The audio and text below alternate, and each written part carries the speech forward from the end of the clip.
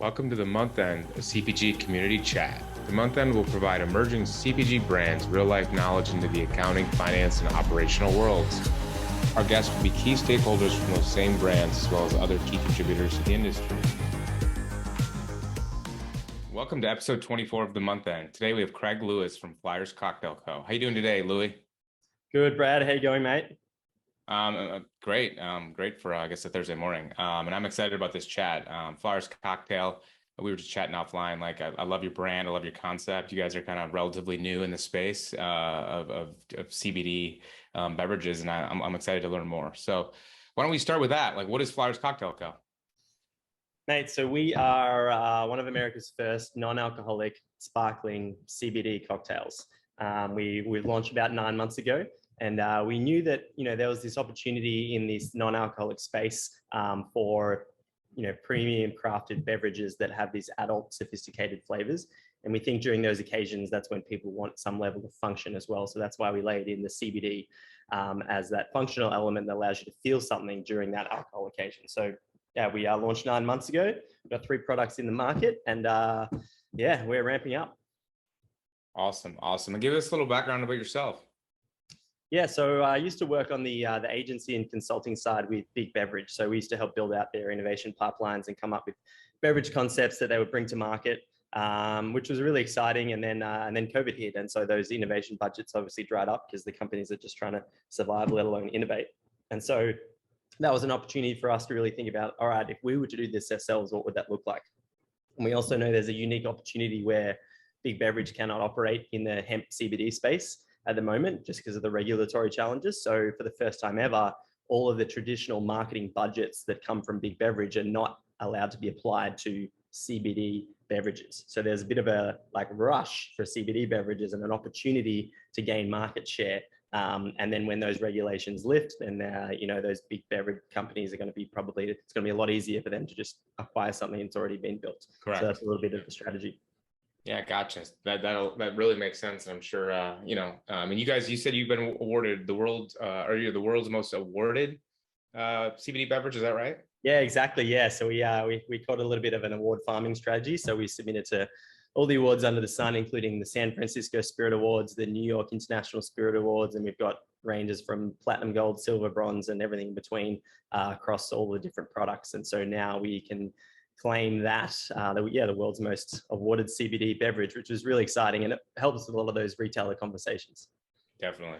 And for all of you listening, go to drinkflyers.com. Their branding's fantastic, and their packaging and cans are super cool. And great just names: Tokyo Mar, the Sydney Spritz, the Brooklyn Gold. So super cool. So are you guys just selling in US right now, or are you international? Just in the US at the moment. We're looking at what it looks like to be in Europe, but there's some additional regulatory hurdles there as well, just because of this CBD hemp ingredient. So at the moment, we had started in New York, and we've expanded into additional states, and now we're shipping to over 35 states online, and we're operating in, I think, up to 10 at the moment, but predominantly New York. Gotcha. Cool stuff. So let's get into it. So clearly, as you discussed, you were kind of in consulting, kind of brand consulting, marketing, kind of in your past life. So this is your first founder CPG product, right? As a founder. Yep, absolutely. Yep. Trial by fire. What has that been like? Just from like your day to day, or the decisions, or the information you get? So I feel pre-revenue and first year, you as a founder are just wearing every single hat in the business. At one minute, you're flying at 50,000 feet, looking at channel strategy and expansion, and then the other minute you're looking at the stickiness of labels, like on boxes and cans, and you're learning about can liners and seals and all these different elements. And so that's the part I actually find really exciting, and being able to kind of learn about all the different areas. But I'm looking forward to being able to scale and expand and pass some of those hats over to some other people. Yeah, I'm sure. As a fellow entrepreneur myself, now that we're like a decade in, it's a little different. But the first 1, 2, 3 years, you're doing everything, and you have to identify with your co-founder, like, what are you responsible for? What am I responsible for? And let's segment duties so we can kind of get a little more efficient with all of our time. Yep, made, provided, conquer, you know it. Yep. So from having CBD involved in the regulatory challenge, give me a little bit of just kind of background on the regulatory challenges related to that you've encountered, and then we'll also then get into like how that has impacted the supply chain, your manufacturers, your co-mans, things like that.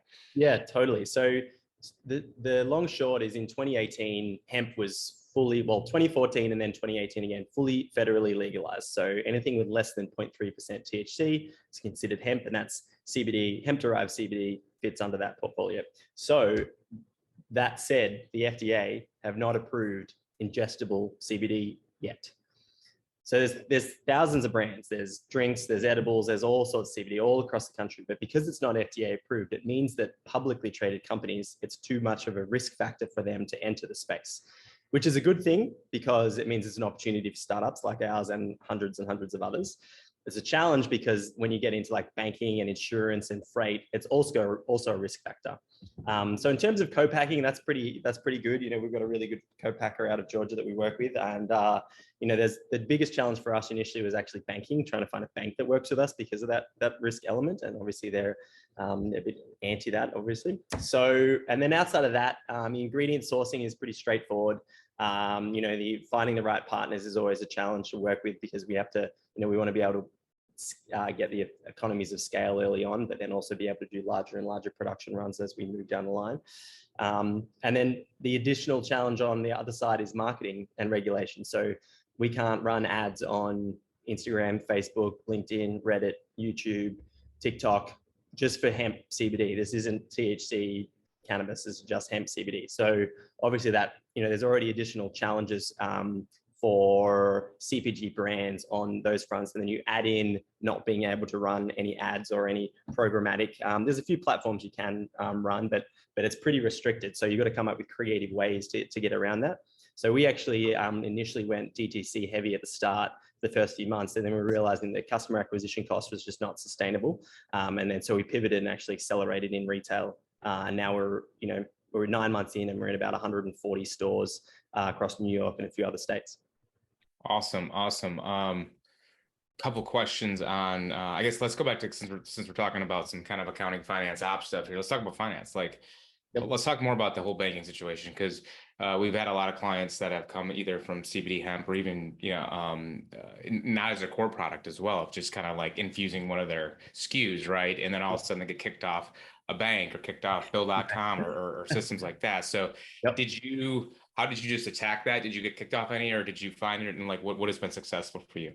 Yeah, so we use the CMS Shopify, and we actually can't use any of the innate payment processes on Shopify. So we can't use PayPal, Apple, Shopify, ShopPay. We have to use a third-party payment processor. So finding that payment process was a task. It took a long time, and then filling the application of that was challenging. And then they actually work with another bank who then processes that payment and then pays us back like every week effectively. So it's a bit of a challenge. And then the UX experience, the UX on the website is not ideal either because you technically have to click out and then check out and then click back in, but we try and make it as seamless as possible. So the banking challenge was hard, and that's just on the payment processor. Then in terms of our bank itself, we had to find a bank that was cannabis friendly. So there's not many in the country. And obviously it also allows them to have an additional transaction fees on every transaction. I think it's a 3 to 4% per transaction for that. And then on top of it, yeah, you have the Bill.com challenges you mentioned. That, you know, we still are able to use them in some capacity, but effectively we have kind of like 3 different payment processes, 2 or 3 different banks, all kind of like running to help operate the business. And you know, then obviously we have working with you guys, and then QuickBooks and Fathom and all the other tools as well. So our tech stack has some additional layers to it. So basically you're getting charged more just because you're in the space, and then your cash cycle is a little bit longer just because you're in the space, because everything takes longer to process and get through various systems. Mate, the cash cycle is a whole thing. I would say it's 180 days at least at this point. It's full on. And actually one of the biggest challenges is there's a lot of really good platforms you can apply for to reduce that cash flow. We can't apply or work with any of them yet. None of them. So we've applied for all of them. They're like, sorry, we can't do hemp CBD, and we're like, oh my god, it's a plan. Yeah, ton of hurdles you're going through, ton of risk because being in space, but there's unlimited opportunity, like with what you're saying right now. So super cool. So Didn't know about that. And then regarding the kind of supply chain, is there any specific challenges on like payment terms or 3PLs or you mentioned freight like within the space? Like how does your supply chain look or work and what has been the challenges like so far on that?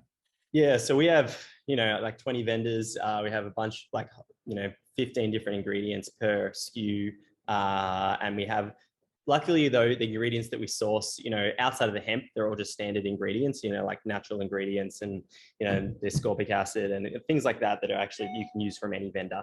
The challenges with that is though that we leveraged our previous networks to be able to work with some of the best in class vendors for that, which are some of the world's biggest. And we are as small as it gets when in terms of all of the clients. So we're continually trying to fight the fight. It's like the David versus Goliath, and trying to get the payment terms, and then trying to get, if there's any delay, they prioritize obviously the bigger clients versus ours. So our first production run, we had delays of 2 to 3 months, and that delayed our entire launch, just because of like two vendors that were just kind of like, oh, sorry, we had a short run on this particular ingredient, so you'll get it in 2 months' time. And we're like, well, okay, nothing we can do Yeah. about it.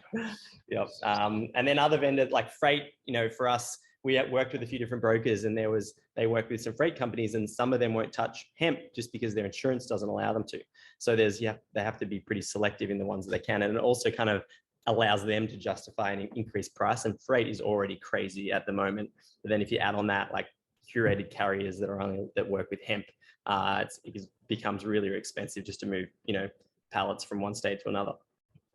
Yeah, you're definitely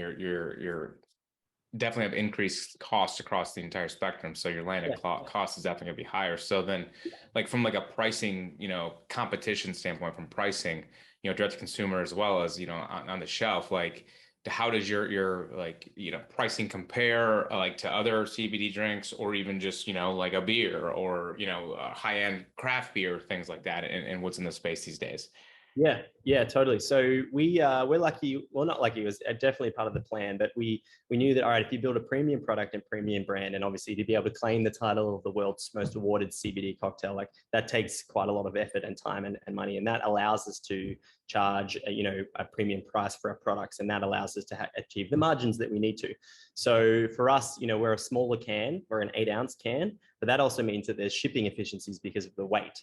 So while you're getting a six pack of ours versus a 6-pack of 12-ounce cans is very different in terms of the weight.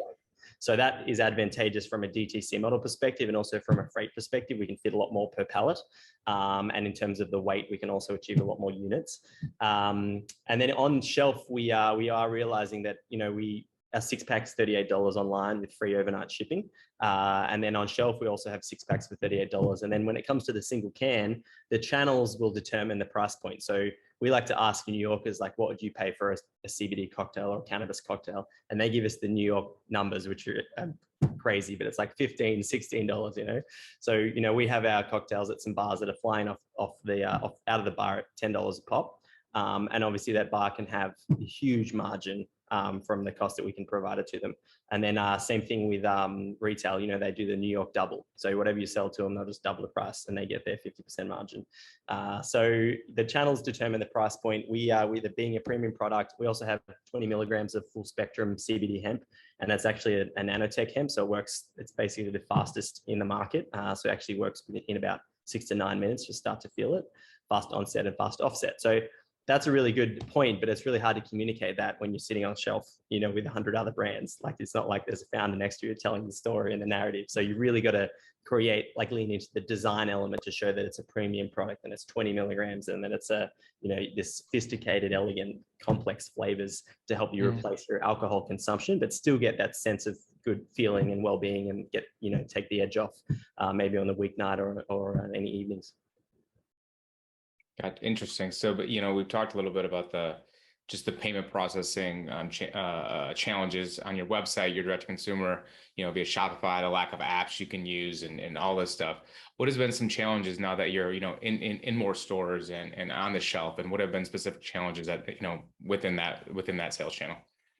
Yeah, so our first round of design, we looked at, all right, what is we focused on DTC, and the idea is that the purchase decision process exists on through the website, and then you receive the can in the box, and you look at that and you feel it and you see it and then you taste it, and it was all great. And then because of that customer acquisition cost challenges, we pivoted pretty quickly to ramp up on wholesale and retail, but with the same packaging. And so then the consideration set became our can with 100 other beverages on shelf.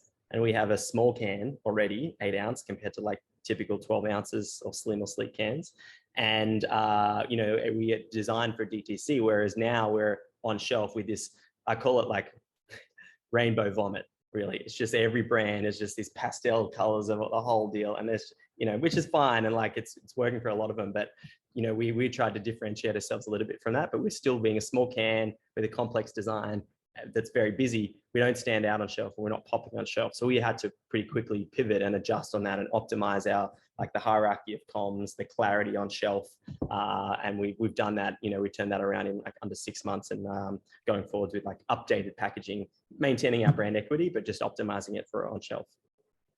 Yeah, as a consumer, you don't really think about those things, right? When on your website, all I see is your product versus going to the bottle store. It's literally a lot more. And from your perspective, I'm like, to your point, you guys learned that. You're like, oh no, we didn't think about that. So hence the journey of any entrepreneur, but also a CPG founder, of once you get into different aspects, you're learning, you're iterating, you're changing, you're enhancing all of everything that you do, within the space. So then how are you like measuring success right now? I mean, you're early, you're less than 12 months or so going. How are you measuring success now from like, revenues or KPIs, within each sales channel at this time? Yeah, so there's a few factors to it. One is obviously the amount of doors that you're in, but then more important than that is the velocity in those doors. So we're learning that, obviously different channels have different levels of velocity, and it's really hard to, we've tried to put our ear to the ground and talk to a lot of people and be like, all right, what is the average kind of velocity here? And people don't really have an answer because it's just different for every product and every channel. Like if you're a coffee in the morning, people are drinking coffee every day. But if you're a cocktail, it's not going to be every day, and usually it's an evening or after work occasion, right? You're not going to be that. So in cafes, not the ideal channel for us because people aren't drinking margaritas at 10 o'clock in the morning. Maybe some people are, but most people aren't. Yeah. And so that's kind of version where we understand, all right, that channel is maybe not the right one for us, but we do know, all right, non-alcoholic stores, perfect. On-premise restaurants, perfect. Being able to offer this complex product with these flavor profiles is going to be really important, but without the hangover. And so when we look at that velocity, we have to decide, all right, what is the average velocity per channel? What do we want to drive to?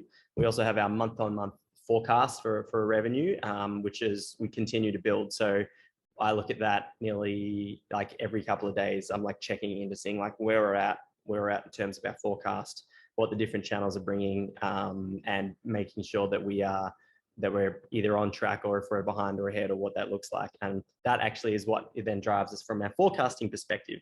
But the thing is, in year one, I'm going to say it's nearly impossible to get forecasting right, because you could have, a few pallets left, and then you get a new customer and they order a couple of pallets, and bang, you're in one or less pallet, and you've got your 2 months out from your next production run because your lead times are 8 to 12 weeks on some components.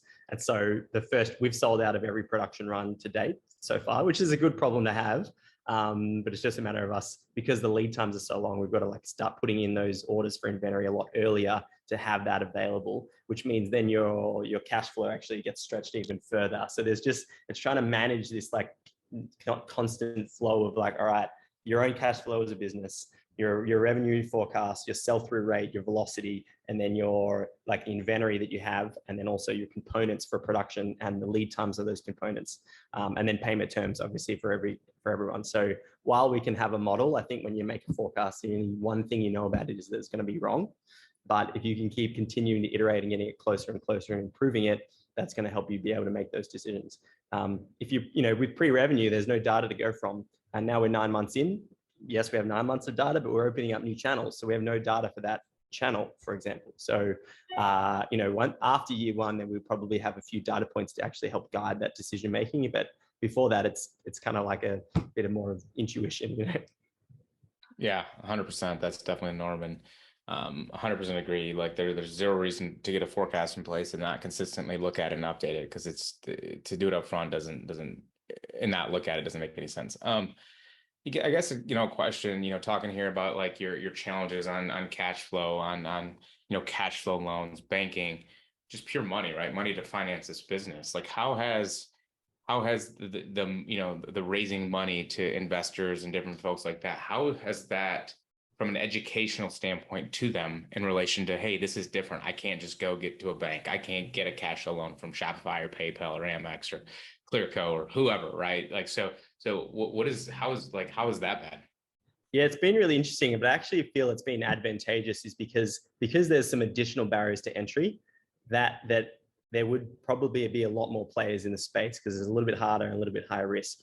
And the main piece is because big beverage, for the first time in food and beverage, cannot enter this space, there's really an opportunity. So chatting to investors, you're kind of like, hey, here's where we anticipate the whole market heading. Here's what we're doing. This is a unique opportunity that you could be involved in. And then that is more of the question, like, yes, they're aware of the risks and the challenges, but they're more like, well, this is kind of like, it's all heading in the right direction. The regulations are always improving and getting better and better. You see big groups like, some of the biggest distributors moving into CBD beverages, like Southern Glaciers, like Sprouts are doing CBD beverage trials. Like there's some significant data points like on major distributors and chains moving into the space now. It's kind of like another wind in the CBD world. So that kind of really helps drive it. And those conversations with investors early on when we were having them last year were a little bit easier because we're kind of like, hey, this environment has not really happened before. None of these big beverage companies can really play in this space yet, but they will be able to soon. Interesting. I guess I never thought of it that way. It's definitely a higher upside, better opportunity for these folks, especially a lot of the folks you're, probably talking to are investing in other brands and different stuff or, different foods or different products or whatever. So like even just diversifying their portfolio into this kind of high opportunity, high risk space is probably a preference for them. Yeah. Awesome. So then from a forecasting inventory standpoint, you said initially like your cash flow cycle 180 days or whatever it is, from buying inventory, money going out the door to actually receiving it. Do you see that at any point, getting smaller or shorter? And if so, like, is that just because of regulatory lifts you're expecting, or is it because you're getting bigger, so you get better pricing units, better terms, et cetera? Yeah, so I think until we can work with any of those platforms that help manage that cash flow, it's probably going to stay the same. It actually might go the opposite way because we can achieve economies of scale with larger orders, and we're really ramping up and doing our biggest production run to date in 3 weeks' time.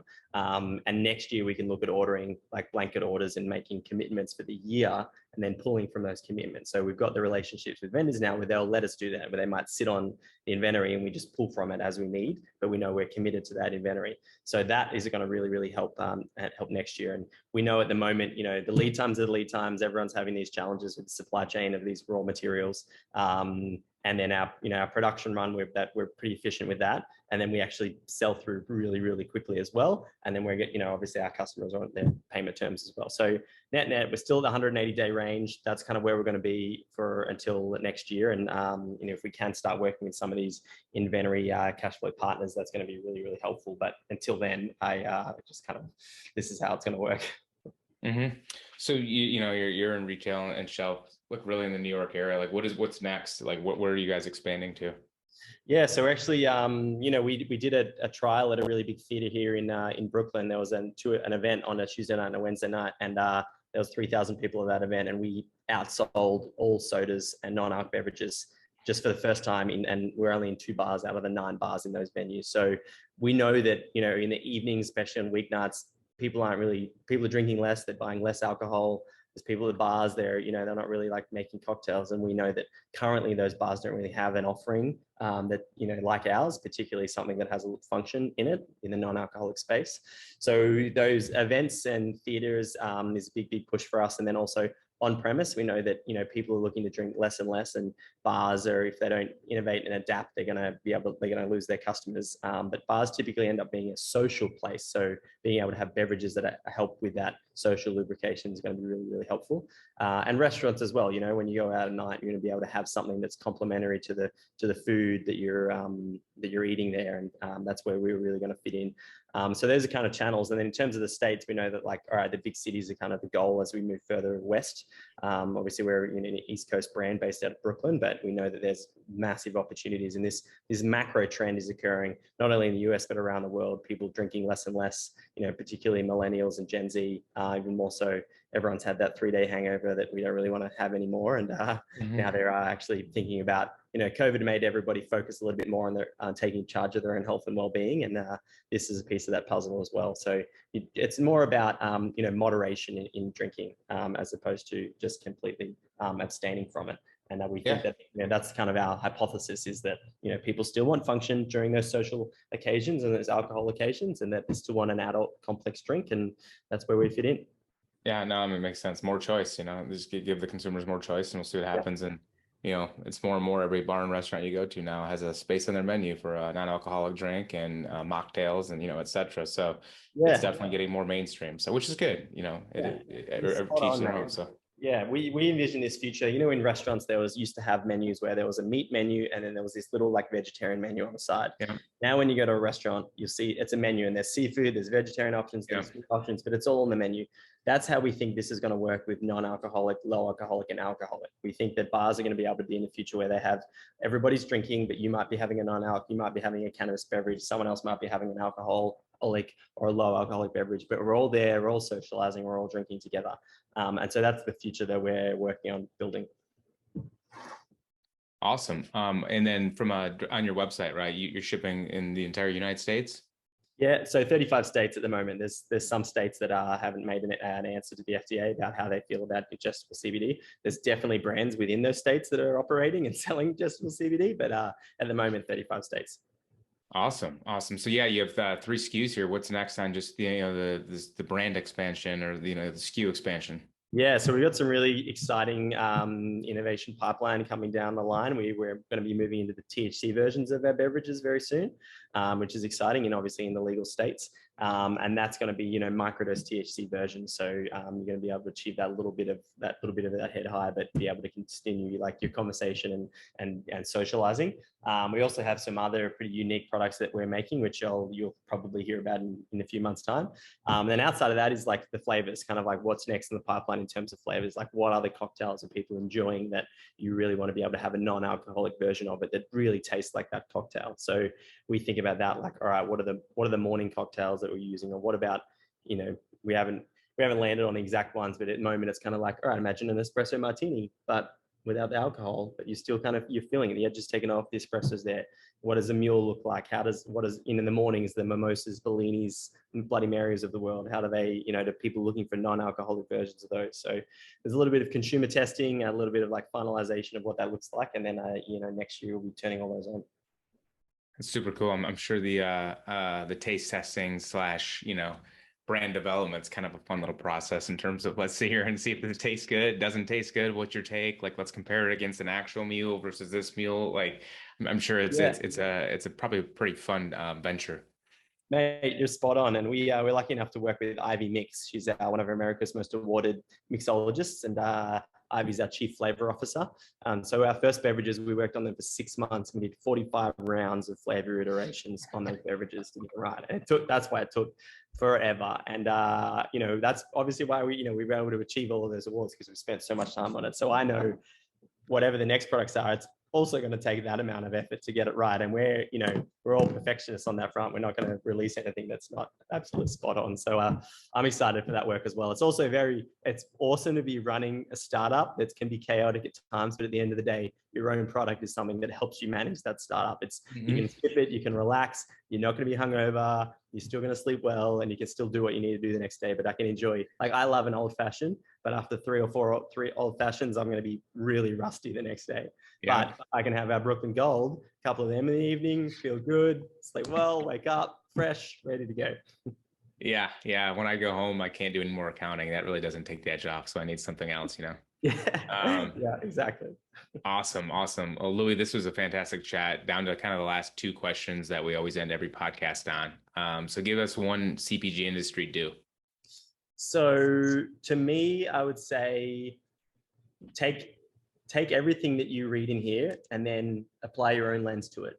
And I think that's particularly applies to year one, because there's a lot of conversations about margin and a lot about like growth. But really in year one, you have to prove that your problem solves a consumer need and that you can solve it at scale. So you've got to do everything you can to achieve that. And if that means absorbing margin or providing like heavier, deeper promotional discounts to get into stores to drive velocity, velocity is the number of where it's going to be at. So while you have, a lot of, after year one, margin's obviously really, really, really important. And there's a lot of people that are just banging the door about margin, margin, margin. And that's an element where I'm like, okay, year one though, it's actually worth, like, you've got to grow and prove that your model is going to work and then it can work at scale.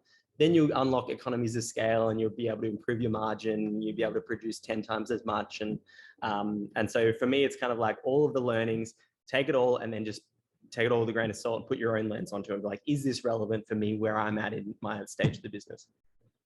Yeah, 100% agreement. In that, just from a fellow entrepreneur, like you gotta figure it out, be a problem solver, adjust, tweak, learn from everything. But again, through your own lens. All right, the last one. What does one CPG industry don't? So that would be, to me, is anything that you build or create, to just don't expect that is going to stay the same. You've got to be open to it being the iterative process and the build, test, learn model, and know that no matter what your previous experience, you're going to get market feedback, you're going to adjust, you're going to change, you're going to pivot. And if you build that in from the start, the ability to build, test, learn, and iterate, then you're going to be able to accelerate that movement towards product market fit. And obviously that's going to be beneficial for the entire business. Awesome. I really enjoyed the chat, Lewie. It was fantastic. Again, super, by the way, everybody, like, Lewie has an unbelievable background, TED speaker, viral videos, bunch of stuff, right? In your history, if you Google Craig Lewis, I'm sure a lot of things will pop up. But again, great brand, flyerscocktail.com, correct? Drink this. So it's Flyers Cocktail Co. and our website is drinkflyers.com. Yep. Awesome. Yep. Drinkflyers.com, and come and do a city near you. And if you're up in New York, check it out. I'm sure there's a lot of stores. So again, Lewie, it was great. Great chatting with you. That's episode 24 of the month end, and hope you all enjoyed it. Take care. Thanks so much, Brad. Appreciate it.